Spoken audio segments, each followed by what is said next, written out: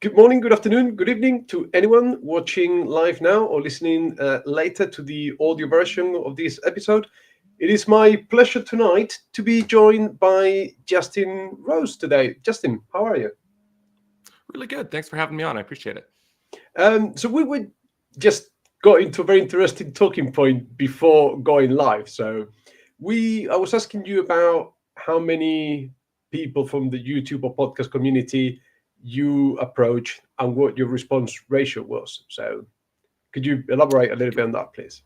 Sure. Yeah. So this is the first time I've ever tried like branching out with a release to, see if people are interested in reviewing it and such. And I probably sent about 100 messages and about a third of the accounts responded, most in the negative. And then I got like 3 or 4 people probably that were interested in actually featuring it on their channel. And I reached out to people everywhere from, like 50 followers to 50,000 followers, just Mhm. whoever had the right niche of style of books where I was like, okay, this is at least in the right genre. This is what they do. So I didn't feel like I was imposing by offering them. Yeah. I mean, I guess it's difficult. This is for me, the whole podcast and the fact that you're here tonight or this afternoon is a bit of unexpected side effect of having the channel. Once I got to a certain size and I got lucky to land a couple of interviews, and then people started approaching me directly. So you're not by far the first one, and it's difficult for me, or I guess anyone else in my position, to fit in all these requests to do reviews or read people's books Absolutely. Yeah. when we've got our own TBRs and we've got our own things going. So I sometimes have said no, and I felt bad every single time. But it's complicated. Like I'm in the middle of a reread of the whole Discworld series. That's 42 books. It's a bit of a And commitment. yeah. I'm also reading the Sanita series. I've got I was reading Memories Around Thorn by Todd Williams, and also reading Millennium's Rule by Trudy Canavan. So you can imagine, plus work, plus kids, plus all that stuff, and it's difficult. It is difficult, but it takes courage, I suppose, to put your work out there and approach people in cold daylight, as the case may be, right? Yeah. So, but excuse me, still haven't recovered from this half cold. I've been struggling for 2 weeks. Your case, your book for it's not a book, is it? Because could you explain a little bit what Sure. the Fall of Ingway actually is?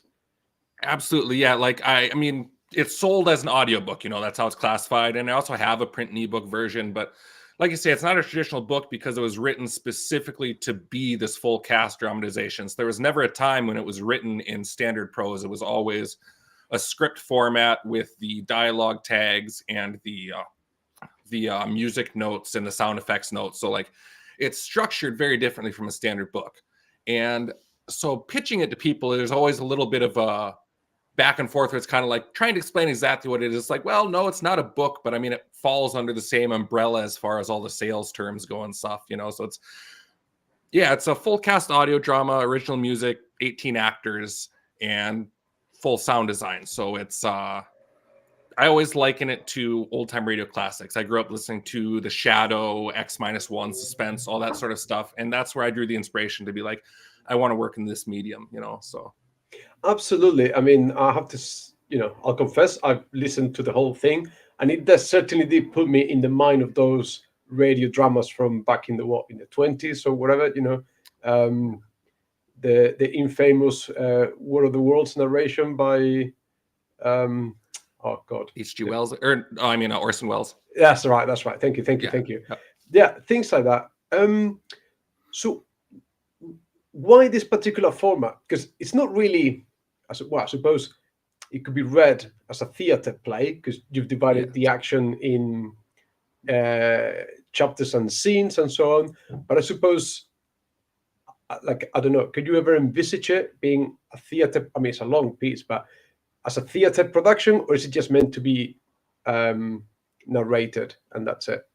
Yeah, it could certainly be a produced theatrically. Like there's enough of the scenes are grounded, intimate scenes between characters that are just relying very heavily on the dialogue.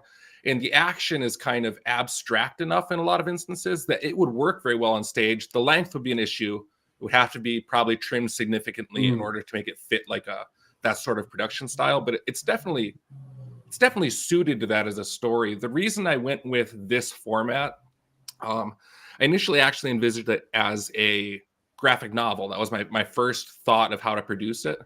But the reason I went that direction was I needed a story that was more concise than a novel, because I'm telling a story of gods and of these great events with these almost all-powerful beings.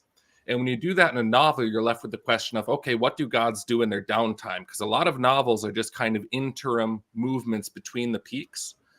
And if you have all these godly characters, you're constantly going to be questioning, okay, why aren't they just using their power right now? Why aren't they doing something grander than this simple, gentle scene we have? And if you write it for like a script for a movie or an audio drama or a graphic novel, the expectation of the format is kind of to move from peak to peak. And so you don't have that constant kind of necessary suspension of disbelief that a novel would struggle with that kind of character. So that's why I initially looked at graphic novel. I was like, okay, I want to hit high points and move from high point to high point without getting bogged down in the usual back and forth of a novel. But what I eventually figured out with the graphic novel was the visual elements weren't the key to it. And a graphic novel strength is in the visual elements, but the strength of this story is in the interplay between the characters and the dialogue. So I was like, okay, I think my best route for this story would be to do it full dramatized audio. So that's why I went that route. I think that's a very interesting point you mentioned there, because as I was listening to it, even though it may not be very cool to say these days, it gave me vibes of Neil Gaiman's Sandman. So I love that production. So I think that actually I can see it working as a graphic novel, and I think Sandman possibly it's a long graphic novel that actually does indulge into those things that you talk about, these long interplay exchanges between characters. There are certainly whole issues of that going on in Sandman, and possibly you could have done it that way. And that's a graphic novel I would have very much enjoyed to have read, actually. So I think if you feel inclined, I'll definitely be very happy to buy that graphic novel. So, but again, talk to me a little bit about the whole production, because writing a book, I get it. It's just you, your computer, however many months, years it takes. A graphic novel, I get it as well. It's just you scripting it out.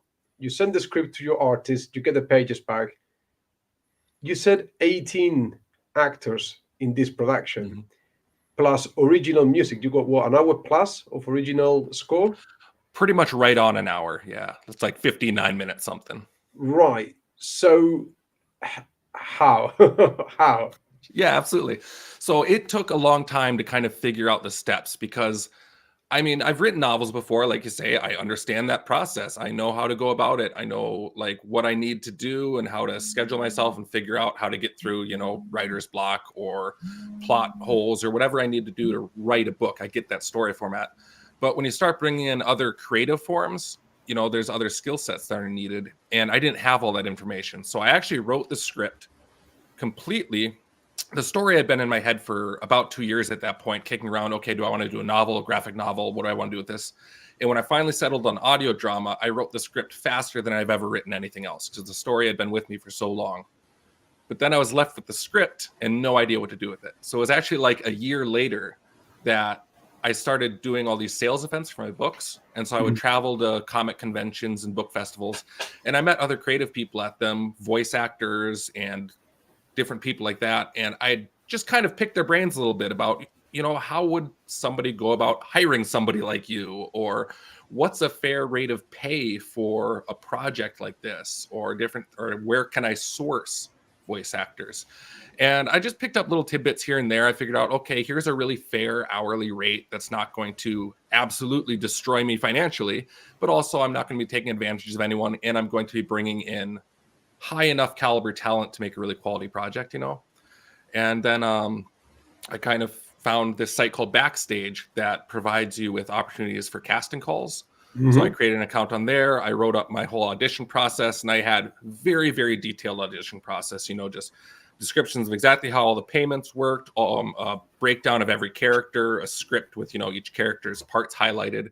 And I just hosted auditions through there. I had 500 applicants, and I spent many, many, many, many evenings just listening through, going back and forth. Can you send me a sound clip for this character, or can you try tweaking that? And yeah, that's how I eventually cast it. I also found a sound designer through there, which was very helpful because a sound designer is probably, definitely the most critical role for this. It's a very complex project with a lot of man hours on the sound design side. So yeah, it sounds like you're almost like a theater producer or a movie director. You're having to deal with. I thought, from my ignorance, when I started, because I have to say, sorry, I didn't want to interject there, but to anyone listening here, the production is fantastic. It is top notch. I think it's as professional as you can get. So you've done an excellent job. Really appreciate that. With the final product. I'm not saying that because you're here. Honestly, the music, the voice acting, everything, the sound, the quality is amazing. I thought that maybe you were part of some sort of theater student group or some sort of university drama group or whatever that got together your mates. But from what I understanding, was this not all recorded in the same studio? No, it was actually all remote. There's people in this, like the main, like not the narrator, but the main voice actor for the character Ingway. He's from Australia. The narrator is from the UK. The lady who plays Mercy is from the Netherlands. Most of the cast is from the US. And then I have a couple of Canadians, including the sound designer. That's incredible.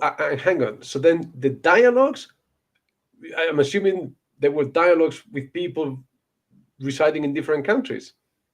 Yes.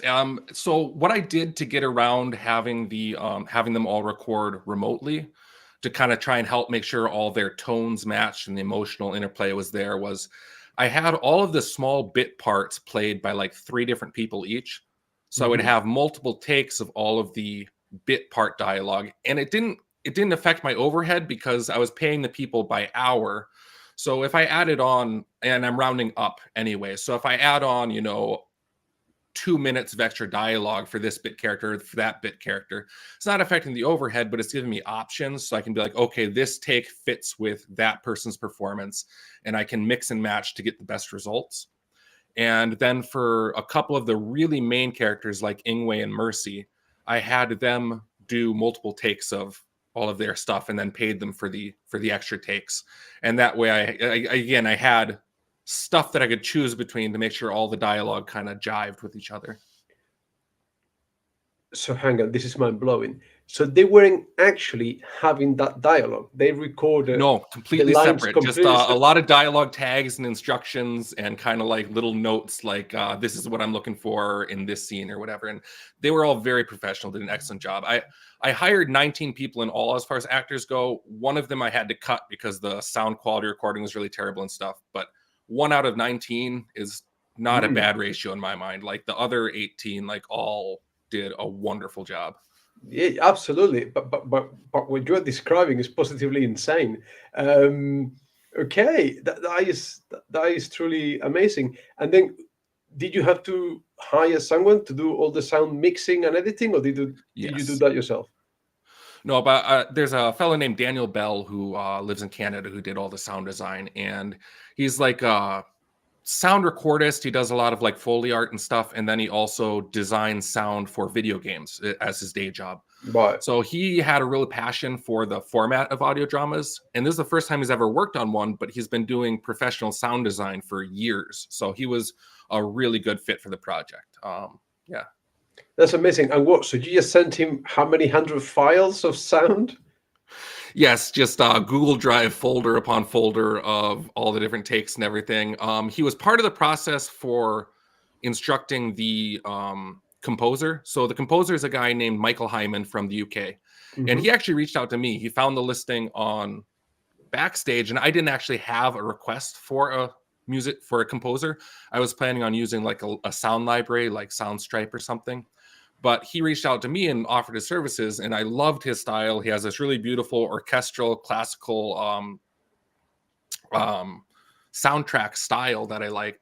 And so I was able to hire him for it, and I sent him a breakdown of the 24 tracks that are in it, of how long they needed to be to fit the different scenes, what the kind of mood and structure was, and if there was any like particular timing notes I wanted to hit or anything like that.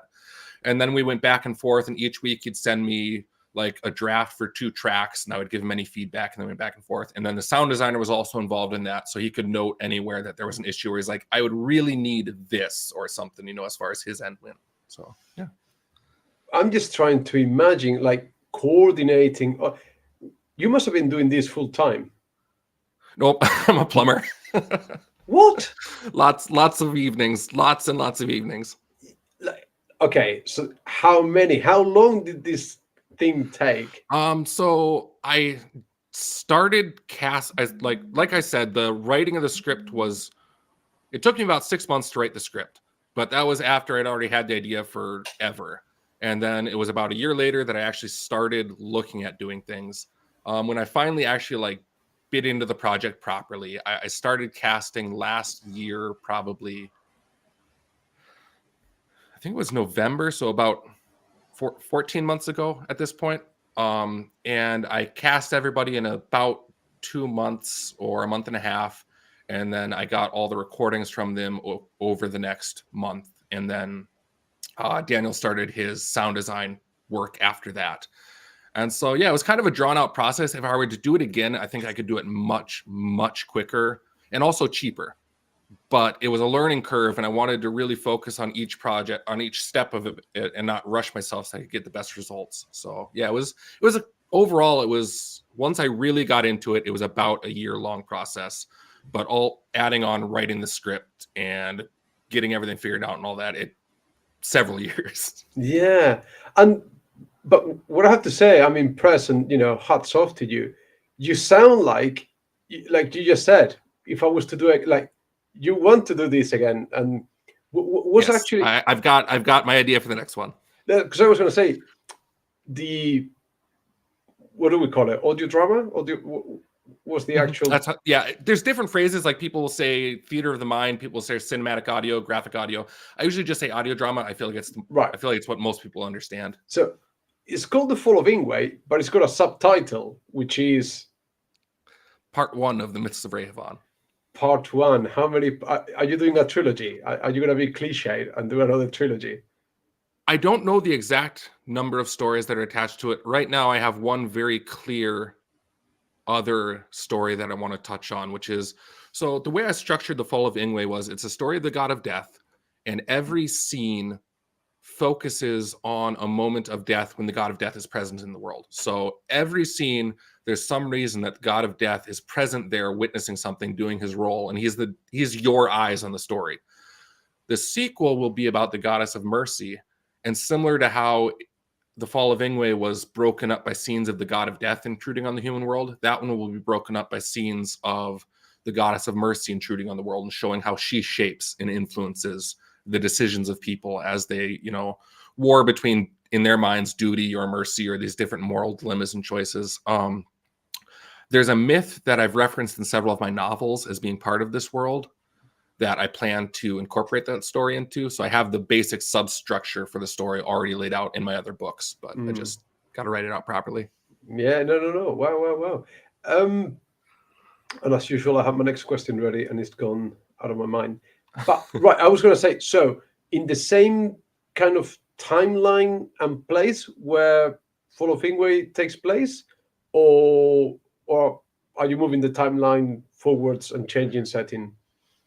There would be a time jump, and it would be so this one took part in so to go back a little bit, I have 4 novels, and the main 3, my main trilogy, are set in a time period that's kind of like the main history of Rehavan, and kind of you would think of as the present of my writing. And The Fall of Ingway takes place many, many millennia before that, in the earliest like prehistory stages. It's all just myths and stories to my main storylines. And the sequel to the Fall of Ingway would still be in that prehistory, but it would be probably about a century later and in a different nation. So the place where the Fall of Ingway takes place is what eventually becomes my nation of Salinor in my books. And the next book, which we called And Mercy Wore Black, would take part in what would eventually become Elisador, another nation in my current series. Right. So you've got a whole expanded universe in different media, right? You got novels. Definitely working on it. You got the right. Your own little, or not so little, Cosmere, I suppose, in there. That's incredible. Just allow me. You don't obviously have to answer the question.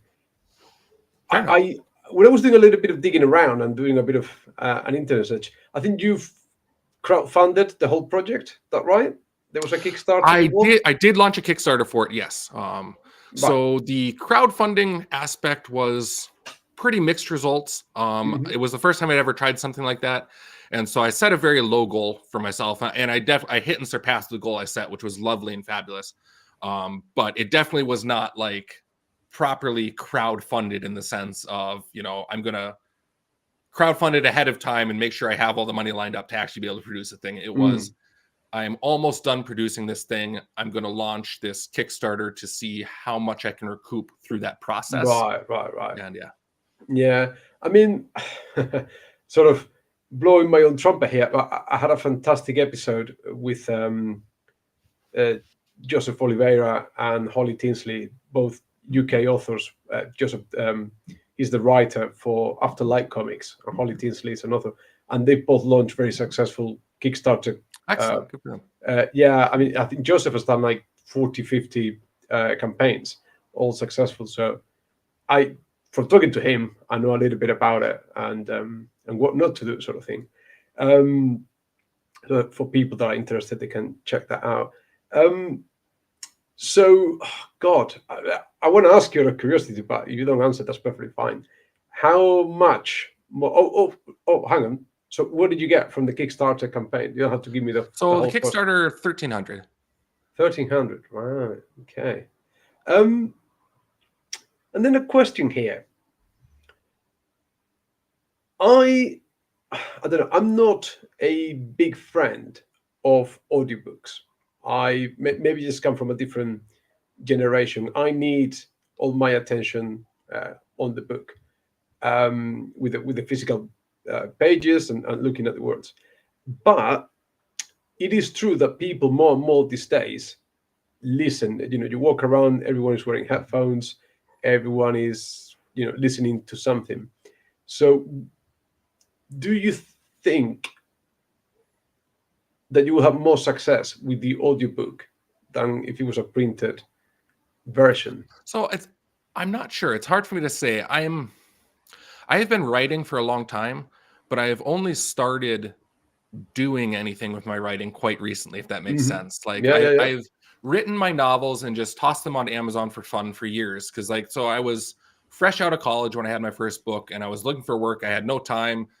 Stressed. So I'm just going to throw it up there and forget about it and let it just sit. It's something I do for me. It's my passion project. It's not something I'm looking at career wise. And then for the next 5 years, I was in this pipe fitting and plumbing apprenticeship. And it's like, again, I don't have a whole lot of time outside of my writing to try and do anything with the books. So I would write them and I would put them on Amazon, but I didn't advertise, didn't create any online presence, nothing like that. It's only been in the last 1.5 to 2 years that I've like, okay, I'm actually going to try and become a professional author. So I've been doing events and such, and so my experience on the sales side is still a lot newer than one would expect from the number of projects I have out. So I don't know a whole lot on the business side. I know that personally my reading tastes always used to be physical books. Like that was all I did. I didn't have any time for audio, I didn't have any enjoyment for audio. But then when I got busier and reading kind of took a bit of a back seat, I was like, well, I can listen in the car. I can listen sometimes when I'm at work if I'm doing something repetitive. So I know now my reading has shifted where I'm mostly audio. And I've always loved the audio dramas also. So I went that direction kind of in large part for my own tastes and interests. but I do think it at least expands you to a wider audience, in the sense that there are people who only do audio, and if you don't have any audio, you can't attract them at all. As far as more successful, I don't necessarily anticipate it being more successful than the books, because it's much more expensive to produce and make and all that. So you would have to do way better with it to make it worthwhile. But I didn't necessarily mean financially, but I meant in terms of readership or listenership, I suppose, as the case may be. Sure. That it may prove to be more popular than your books because of the that was definitely my hope. It hasn't been out. It's only been out a couple of weeks. It's still very early to tell. This is the first time I've also done a lot of advanced review copies and such. So that's been helpful. That's at least made it more prominent and visible. I think it will be something that time will tell as far as whether it has much more impact. I've also started posting snippets of it to YouTube, which a YouTube's channel is also still very much in its infancy, but I feel like having a steady stream of scenes from this going on there may help bring in some listeners. I've noticed a few reviews, a few subscribers trickling in here and there since I've started posting them. So it should make advertising easier, at least, because I can have videos with this beautiful sound design and such. I've been making more social media reels and stuff now that I have this, because the audio provides a very nice quality element to add for online marketing. So there are definite advantages that I think could help me make it more successful, but I'm not there yet. I hope so. But it is the curse of the indie author that not only are you author, you're also salesman, marketing director, everything else that comes after writing a book that you may not realize at first, because as you said, you write a book, you drop it on Amazon, who's going to pick it up? How do you go about it? Okay, but and this could be just me, I don't know what your take is. I would like to hear, like, with audio only, I'm okay listening to a podcast, right? So like a conversation between 2-3 people. Or when I used to go running, if I would go for a long run, I'll just download a couple of short horror stories, maybe like half an hour each or whatever. Sure. And I could listen to that and it would be no problem. Because in a conversation, I don't think you necessarily have to be 100% actively engaging and listening with it. You can miss a couple of bits here and there, but you still get the general sense of the conversation. I think with an audiobook, I find it harder to take it all in. I don't think I will get everything that it's got to offer from listening it than from reading it. Just because I don't think, if I'm doing something else, if I'm driving or if I'm running or if I'm cooking, cleaning in the kitchen, I've got it in the background. Like I said, it's in the background. It's not, first thing in my mind. Do you find the same, or is it just a me I think problem? there's a lot of truth to that. So if I'm reading something that I really care about the prose a lot, that the literary value is really important to me, I will usually always go to the printed version. Like there's an author who I really love called Leif Enger, who writes kind of like contemporary literary fiction with a very, very slight supernatural element attached to it. And I don't think I would ever listen to him on audio, because what I love about him is just the beauty of his language and his writing. And I feel like listening to that through the interpretation of a narrator will lose a little bit of that quality, or else it will shape how I perceive it more so than just the author's direct intent.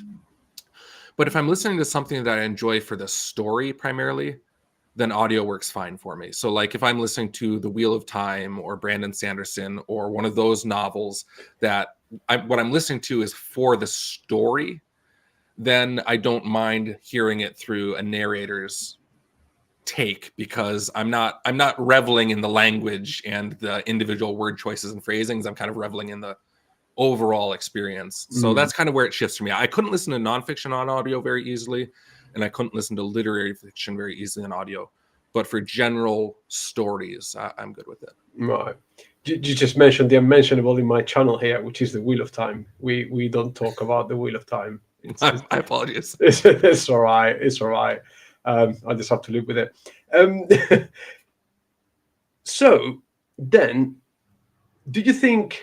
Because I think we kind of both agree in there. So then, does the chosen medium affect the way you write? I think that maybe is a stupid question, but Yes, but the difference is, I think, between what I produced and a standard audiobook is that the focus is so much on the dialogue that it works well in audio. Because again, if you're reading the script for it, you're not going to find long passages or paragraphs of setting and such. You're not going to find I mean, there is a narrator voice there, but it's very, very differently structured from a standard novel. And the main focus is on the individual characters' dialogue. And it's there's not even a he said or they said anywhere in the book. It's all just name of character colon what they said.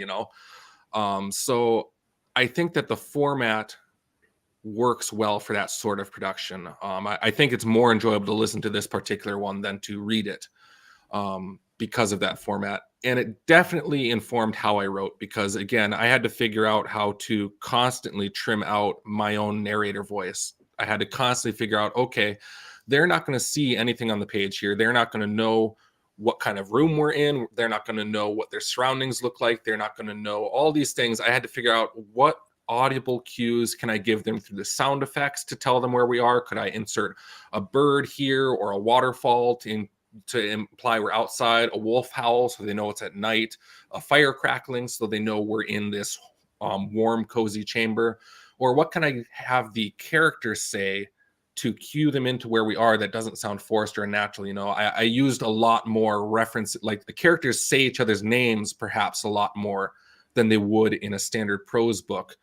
And you got to kind of like walk the tightrope of, okay, what sounds perfectly natural while also giving the audience all the information they need and not leaving them clueless in the dark. So that definitely changed how I wrote. That very much shifted my approach stylistically.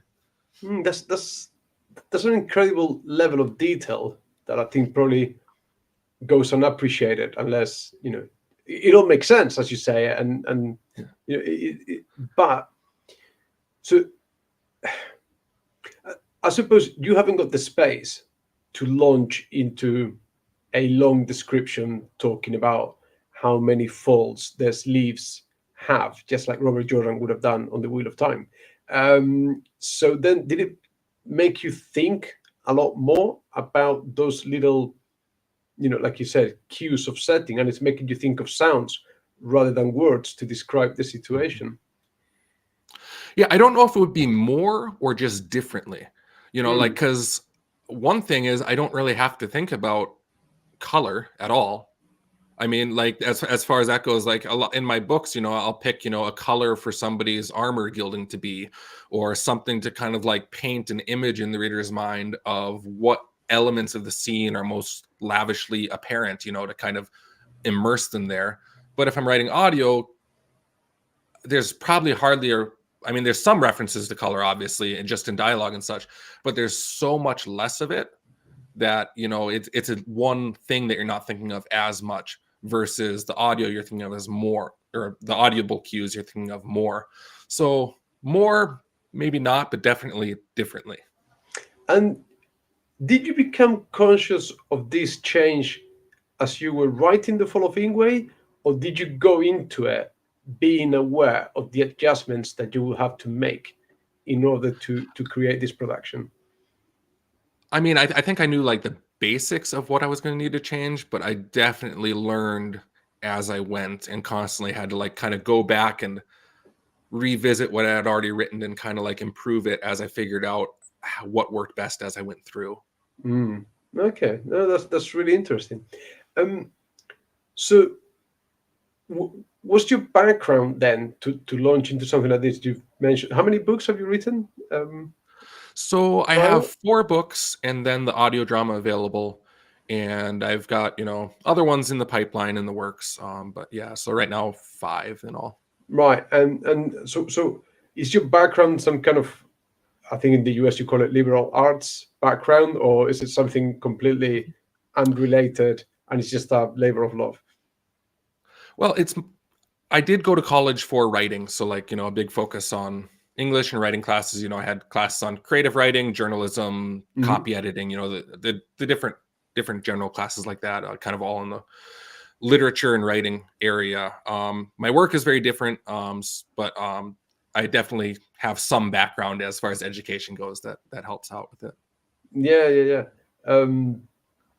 Okay, and then so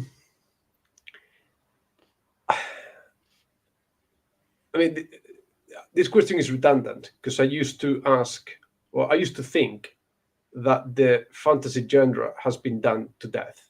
I think the only thing I've got left to see is actually the Dark Lord win. End of story. Like everyone's enslaved. That's it. That's the only thing I've got left to see.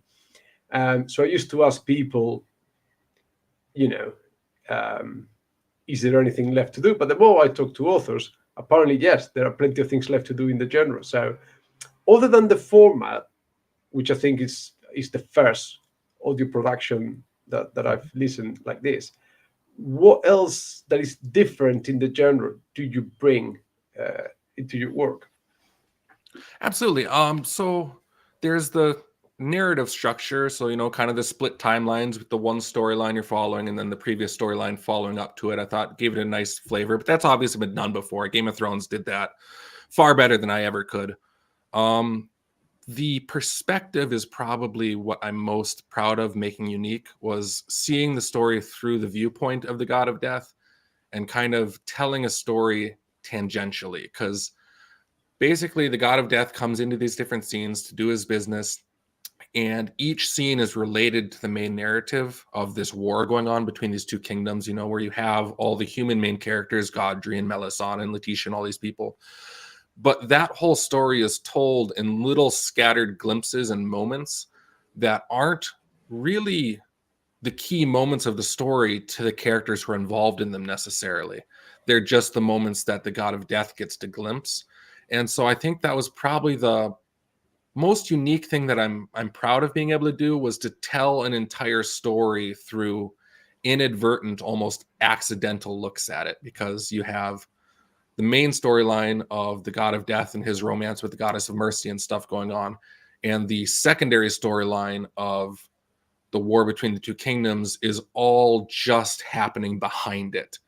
And so that's really what I think was most probably unique about the project. There's also a lot of religious influences. There's Gnosticism and yin and yang and all these different Taoist and Buddhist principles that are kind of like touched on here and there a little bit, that I very much enjoyed interweaving in. But all of that also, I mean, it's been done before in different ways. I think largely what sets works apart is the perspective of the author is just kind of like, it's a way to connect with another human being. If I read Tolkien's fantasy and then read any one of the hundreds of authors who have written in a similar vein, the stories might all resemble each other, but there's always going to be a flavor or an idea or a theme or something that's really, really vital to the individual who wrote it, that's Mhm. going to shine through a little differently. And I think it's that human connection that really makes repeating tropes or things that have been done before still have value, because they're each individually tied to another soul. And that's really, I think an important thing in art. Yeah, and I think they're so ingrained that they become recognizable, and that's not necessarily a bad thing either. We've got a comment here from the chat. Daniel Rose, related or not, I don't know. Oh yeah. Hey bro. So apparently, and I agree, a story is not a plot. It should be a foil for character, philosophy, and beauty. And I don't want to start a fratricide here, but what are your thoughts on that then? Yeah, like I think that's very true in a lot of cases. I think making an absolute statement doesn't necessarily work, because sometimes plots can carry a narrative. But I think if you look at a lot of the greatest authors ever, they are more so focused on the character, and the plot is just kind of a vehicle. Like, I mean, Shakespeare wrote some of the most basic, plain plots ever, and half of them he just stole from other places and didn't even care. But we remember him so well because his characters are just beautifully complex, and the philosophies embodied by them and such are very interesting and unique. So yeah, I think most of the time the greatest value in story is the character, the philosophy, the human element. Mm. I don't know if you are familiar or touched on the Discworld series by Sir Terry Pratchett. I am very vaguely familiar. I actually watched one of your videos about them this morning, but I have not read any of them fully. But I have friends who are really into them, so I kind of like have little like I've heard little bits about their plot and their style and tone and such. Yeah, it's not so much. I think I'm just bringing it up because it's related to what we're discussing now. That I read them, for the first time 20 plus years ago, embarrassingly long time ago, and now on the reread 20 years later, I'm getting so much more from those books, and I can see that the plot is one thing, but the themes and the story elements underneath are so much deeper and so much more profound, and there's so much in there. And I think if you pick up one of this world is 42 novels. It follows different group of characters across the books, but death is one of them. And there's about 5 or 6 books where death is the main character. And I had echoes of Pratchett and Discworld listening to Fall of Ingway, because particularly I think it's book 4, Mort, is when death takes an interest in humans and is trying to understand humanity. He's always been there as the Grim Reaper at the end of the journey, and then all of a sudden he looks for an apprentice to take over while he can spend some time getting drunk, dancing, trying to understand humanity. So I would That's recommend actually you. really interesting because I haven't read that one, but yeah, there is very much a scene like that in The Fall of Ingway where he kind of hangs up his coat for a little while and gives up his station and kind of wanders among the flesh folk. So yeah, that's interesting. That is an echo, but I'm not familiar with that one. No, the good thing about this scroll is that pretty much any book can be an entry point to the series. There's no real particular reading order. They're all self-contained stories, but and the first, most of them are relatively short for today's standards. So if you could pick up Mort, I think you may see that there are traces of your story of this. Or maybe it's just a natural human curiosity to put yourself in the place of these entities and what they will think of us from their Yeah, perspective. it's an endless supply of themes. Like one thing that's really nice about writing about gods is there's an expectation of themes in the stories that isn't necessarily there with human characters, because I have deities that are literally named like duty or mercy or embodiments of these different traits, and because of that the reader gives me leeway to explore those themes in a way that might feel too on the nose for Mm. another human character. And that's something that's so appealing about writing in mythic style, because it's kind of like built into the format that you're going to have those themes to play with. Like the main theme of The Fall of Ingway has to do with kind of Ingway is a being of duty. He's driven by duty. That's his role in the universe, is to administrate and take care of this function. And then you have the goddess of mercy, who is probably the most virtuous and decent and uncorrupted of all the deities, but her influence is actually what eventually draws Ingway towards his fall, because it's a subversion of the duty, like it's a subversion of one virtue by another. And so that's one of the main themes of The Fall of Ingway, is kind of how even two positives can have a negative effect on each other when they're exercised in differing ways in the world. So Mm. it's a lot of fun to be able to write about that and to have it not feel preachy or pretentious or over the top, because the characters we're dealing with are by nature kind of over the top. And just something we mentioned earlier, but consciously or unconsciously, is this an influence from Gaiman's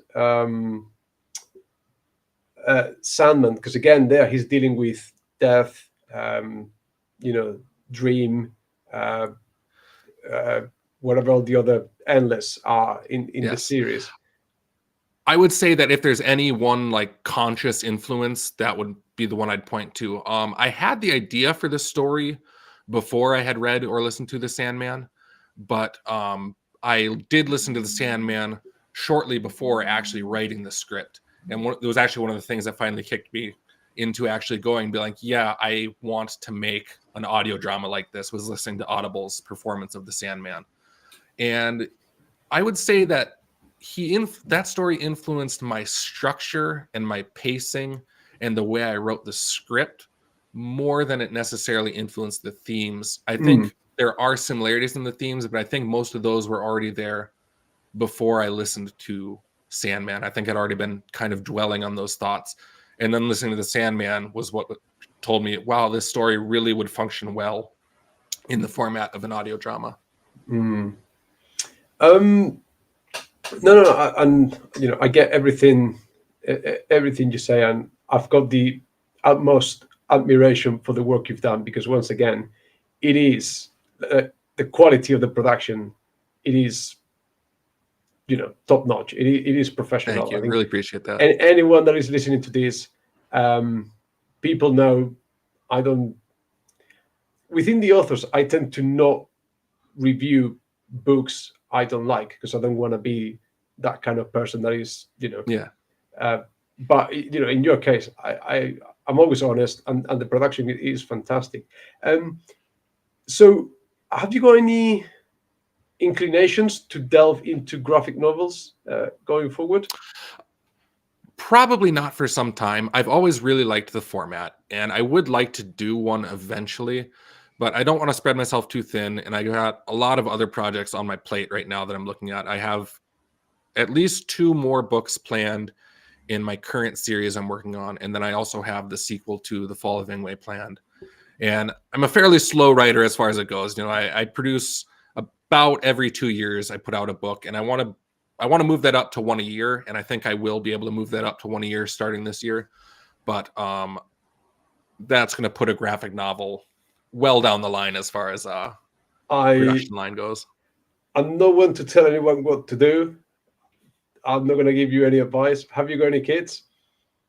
Have you got children? Yeah, don't. if you wanna keep that production level, don't have kids anytime soon. I tell Gotcha. you, it's a new life. You will reincarnate into something or someone else. So yeah, you're doing yourself a favor there. Yeah, because you've got your job, you've everything. You're working evenings, so what? You're just trying to. How much do you need to? Because when I tried writing, and again, that was before the reincarnation, I always found that it is a bit like exercising a muscle, and the more you write, the quicker and the better you become at it. But there's always that little bit, or that much of dead time between the time you sit down and things actually start to flow, and that creativity gets going. So how is that process for you? Or are you thinking about it all day and you're just itching to get to the computer and put down on paper what you've been thinking about?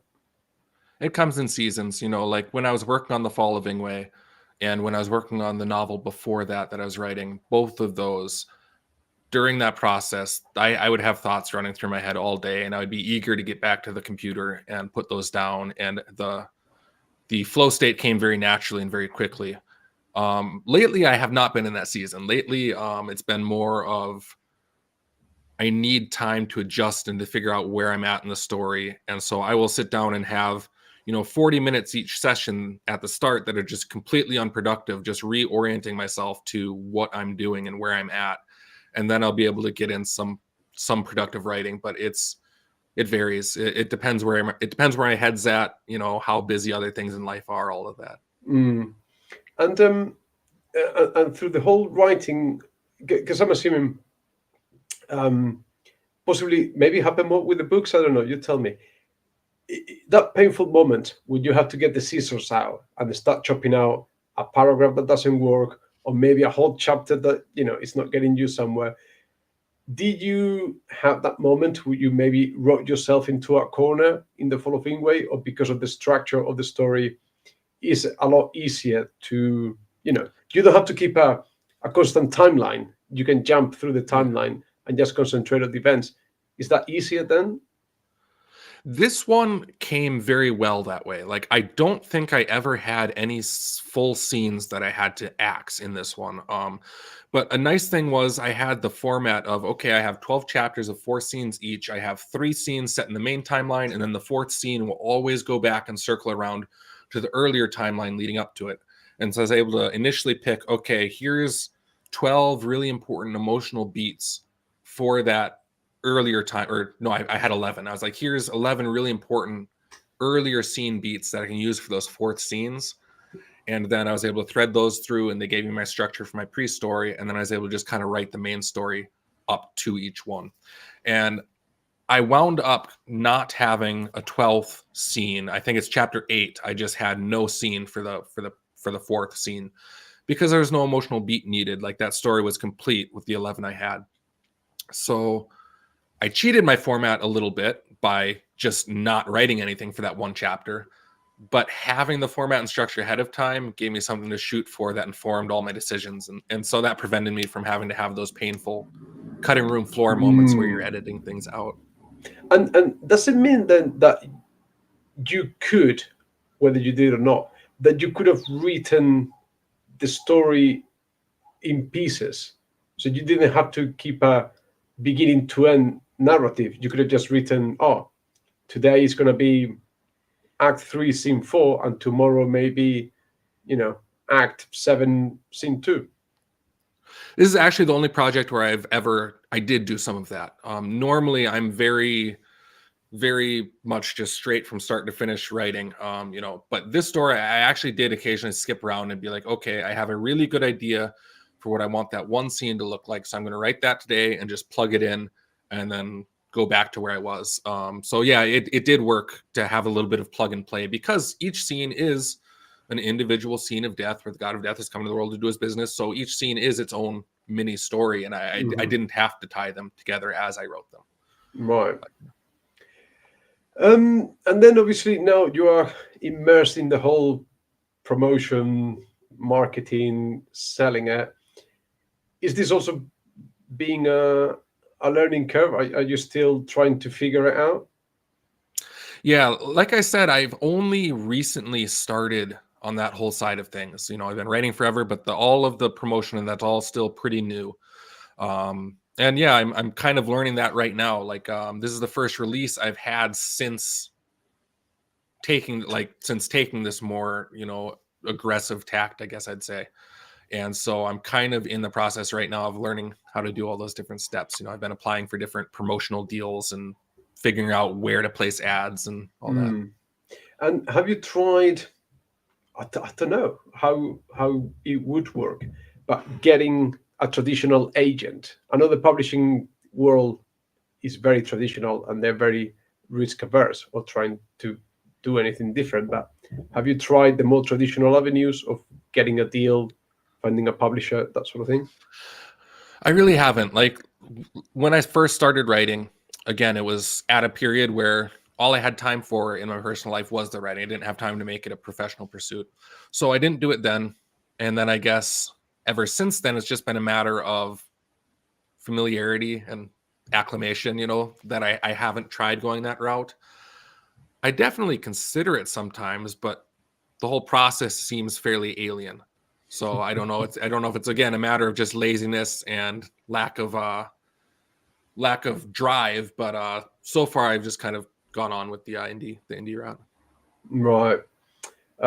Yeah, I mean it's complicated. It is complicated. I've talked to a couple of literary agents. I did have a whole conversation with Brandon Sanderson's agent, Joshua Bilmes, and it is not easy. But and again, I've done it again. I have my question ready. Damn. Listen to the man. Good advice. If your brother's talking about me, I I don't know. I'm no one to listen to. I can assure you of that.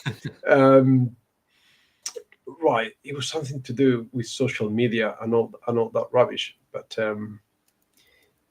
anyway, I've lost my mind. It'll come back later when we Fair go enough. off live, and then that's about it. Oh yeah, that's it. Here we go. Right, so And I think you've avoided this pitfall, but recently I was watching a video about how fantasy authors should stop writing series, because it is very complicated to, like, if you're writing a series and, like you said, you're putting a book out every 1 year, year and a half if you're lucky, you're going to lose readers over time, because Yeah.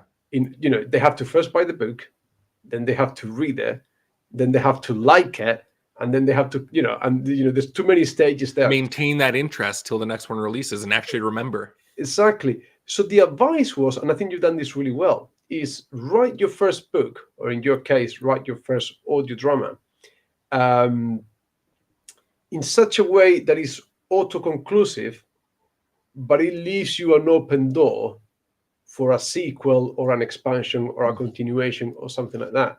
And I think you've done that, because The Fall of Ingway can be listened to and conceived as a self-contained story, but it's still part one of the Tales of Grey Heaven, isn't it? So was that a conscious decision, or has it been serendipity? Ooh, have we lost connection here? We have. Whoops. I think we may have lost Justin there for a second. The internet is playing with us. Right, and then where is it? Me? Ooh.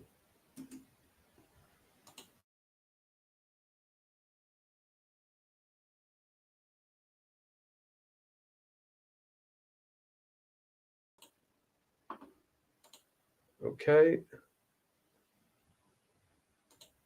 I think we've lost everything. What's happened here?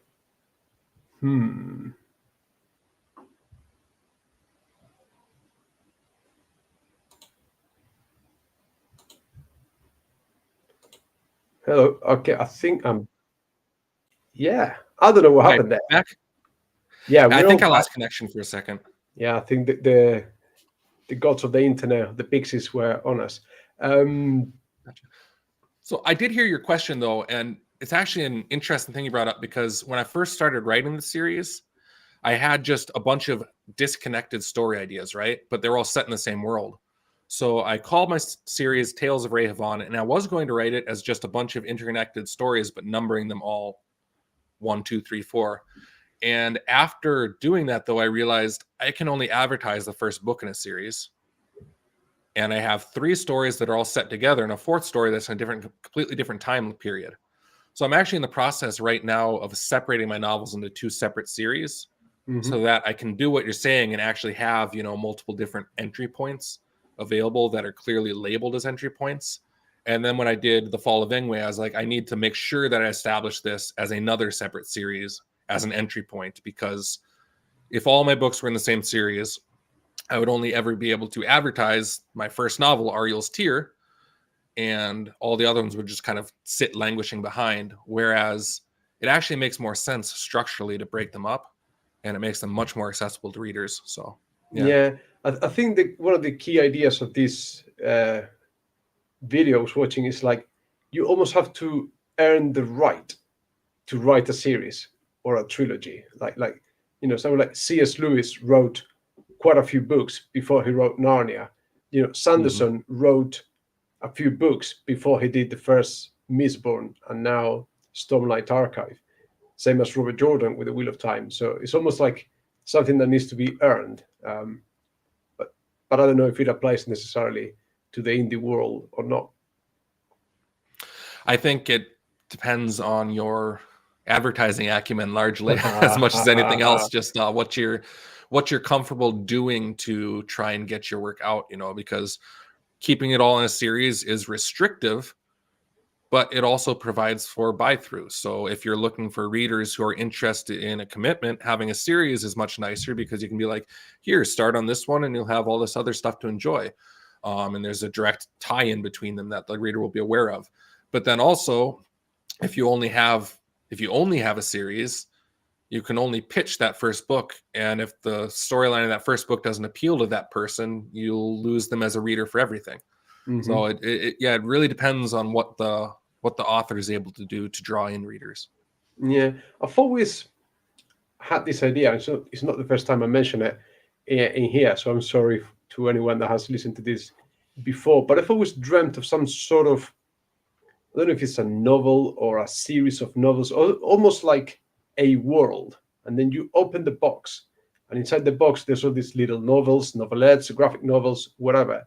And each of them can be read in any order, but eventually it all brings you to this one particular point in time or to this particular event. Or once you put all the pieces together, it tells the whole story, but without necessarily having to book one, book two, book three, because every time I embark on a new series and I look at all the books there, it feels like, and I almost want to finish. I've got a couple of series going this year, and I want to finish them. And from July till the end of the year, I don't want to start a new series. I want to break from them. I feel like that's kind of close to what Brandon Sanderson is trying to do, where, I mean, his stuff is series, but they're all individual series. There's like a lot of different entry points, and you could get that box of novels, novelettes, all of them collected together and start with any one of the series and read them in any order, and then eventually reach the conclusion. So, yeah. I mean, there's kind of elements of that, at least in his work. Yeah, I mean, we had a question here for one of the subscribers from Sub. We've talked about it before. How long does it take you to write a novel? So far it's been every 2 years I've released one so far, and I would like to bring that down to 1 year, and I think 1 year is reasonable. I think I can do that. I'm always a little leery of really, really fast writers, and maybe that's prejudicial or biased of me, but when I see a release schedule that's like 5 novels in a year, I always question how much time and effort is being put into that versus into that story, and how much soul is there versus just the drive to try and hit the production schedule. So maybe that's my own bias, and maybe there are plenty of authors who do that well, but I'm always a little more hesitant if I see that kind of release schedule. No, I would agree with you. A couple of years ago, I think it was, I picked the whole Elric saga by Michael Moorcock. He's a super prolific writer, and you understand when you read the Elric saga, like, it is just not very well written. The books are not very good. And even Michael Moorcock himself said, I'm more of an ideas person rather than a final product sort of person. So if your main focus is just to put your idea across, and you're not going to care very much about the quality of your writing or the internal cohesion or some of the inconsistencies of the story, then that's fine. But I think we've moved on from those times. I think now your general reader of fantasy expects a much more polished, sound story. I think we've been quite badly treated there with, unfortunately, it's unfinished, but Game of Thrones, it's a fantastic book series. I think Robin Hobb has done a fantastic work with her characters, and there's some really, really good fantasy series out there that anything below that just feels, not good enough. Yeah. And it's interesting, like George R.R. Martin, I adore the way he wrote Game of Thrones and the Song of Ice and Fire, rather. Like, his attention to detail and prehistory and giving you multiple storylines to follow and multiple timelines and slowly revealing these stories of the previous generation all throughout the stories of the current generation, and kind of like giving you little misleads and then circling back to reveal what the truth was about them without ever losing track of anything, astounds me. Like, I learned so much reading his books, and I love that series.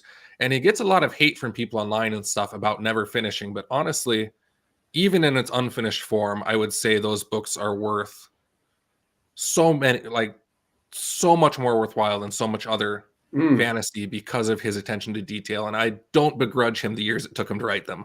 Like, I feel like that's completely fair. Oh, no, I do begrudge him everything, to be honest. I fully accepted, internalized, and assimilated that we're never going to see him finish the book series, which I think is a massive shame, because I think it would have been Lord of the Rings for the 21st century. I think maybe if he's playing the biggest prank in the history of the world and the last two books come out next year, I think, that it'll be a work of art difficult to surpass. But anyway, I agree with you there. Last couple of questions, and then we'll wrap Yeah, things up absolutely. because I gotta take my son to his football match tomorrow, or soccer, Jolly as good. you will call it. So your brother, I don't know, don't you guys talk to each other? He says, given the generally shorter attention spans of modern people, and I can attest to that as a teacher, and the Mhm. active subculture of independent authors, are short stories making a comeback?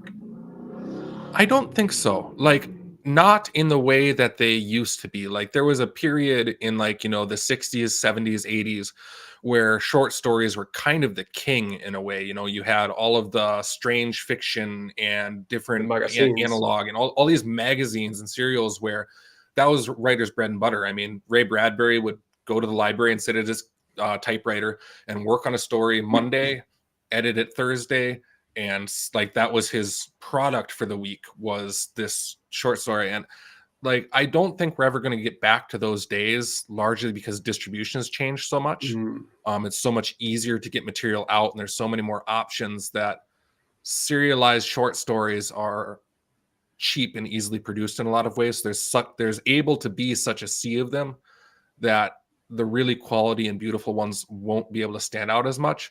And because of that, I don't think that the short story will ever necessarily receive the same attention it did back then.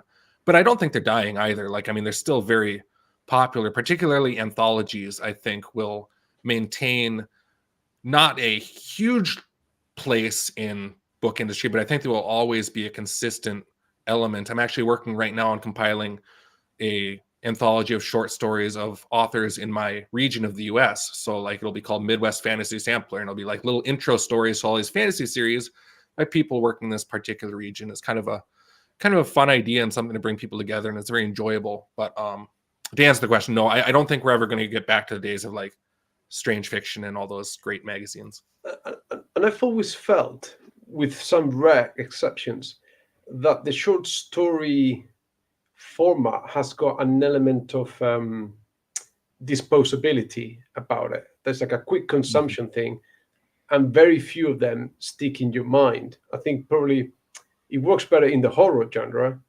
but I think outside, it's best for sure.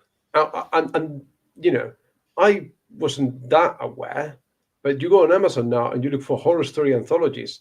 There's so many every year coming Mhm. out. There's so much production that it is hard to. You could read nothing else basically. Um, Mhm. and again, how many of those would be truly memorable, or I don't know. And then Right. And I final. like short stories. Like a good short story, I love. Like I grew up reading Edgar Allan Poe and Ray Bradbury, and Mm, mm, mm. both of them were absolute masters of the short story, and that's what informed a lot of my taste. But it's so much easier to create a short story than to create a novel, that I think the opportunity to create a lot of lower quality product is just easier. And so the market will always be more saturated and harder for the really high quality stuff to shine. Mm. And then, so final question. That's a good one actually. I suppose, I don't know. Is there a research process in your novels? Something like authors do with historical novels. Yeah, I wouldn't go so far as to call it a process, because I don't have like a structured plan or set locations that I go to for information. But there's definitely research that goes in. One of my favorite things to do is just to ask myself questions about, like, okay, what's somebody's daily routine like? If they wake up, what is the first thing they do? Okay, they go get cleaned up. What are the products that they would have used at that time period? What is the layout of their house look like? Do they have running water? Do they have this or that? Like, when was toothpaste invented anyway? I went down a rabbit hole last year and I just started looking up, when was dental care invented? Why didn't people all have bad teeth back then? And I discovered, oh, they've been doing dental surgery since before writing. They used to take a bow drill and go through somebody's tooth with a bow drill and then fill it Okay. in with wax. I had no idea. That's really cool though. Thousands of years old, they found those bones. So I definitely research individual things when I want to just insert elements. Yesterday, I was watching videos on how to fight with a pole arm, because I'm writing this character whose fighting style with a poleaxe is very important. And I was like, okay, well, there's this guy on YouTube who does instructional videos on what the proper stances are, what the standard swings are for a poleaxe, and just to be able to insert those details properly is important. But I wouldn't call it a process so much as a at need Googling. Yeah, yeah, yeah. I get that. That it's always in the back of your mind, isn't it? Oh, I'm going to write this specific thing, just in the off chance that someone that knows a lot about this catches me out, isn't it? I don't want to sound like a so and so. Anyway, sort of coming to that time, we are past the hour mark, and I've enjoyed every single minute of the conversation. So just Thank you for having me. I've appreciated no. Thank you for coming. And before we log off and say goodbye to Daniel and Sab and the people in the chat there, bit of self promotion. Where can people find you on social media and your work and your books? Sure, absolutely. The audio drama is available pretty much wherever audiobooks are sold. It's on Audible, Spotify, Apple Books, Google Books, all those locations. You can also find me on YouTube. I have my own YouTube channel called Tales of Rehavan, where I'm posting the audio drama episodes. And then you can type in my name on Facebook or Twitter. I don't remember this particular ats to give you, but if you type in Justin Rose author, maybe add Rehavan, it'll come up. So thank you very much for your time. No, fantastic. Thank you very much. That has been here present or listening later all over the world on the audio podcast version. Everyone, take lots and lots of care, and we'll see you soon. Bye.